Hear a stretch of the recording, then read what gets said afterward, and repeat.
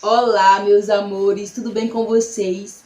Mais uma semana se inicia e nessa semana iremos trabalhar o tema junino.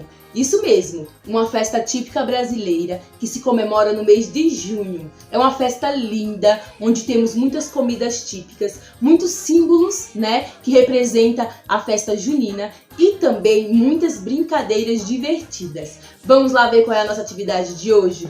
Nossa atividade de hoje, iremos fazer uma fogueira com as mãozinhas das nossas crianças. Olha que legal!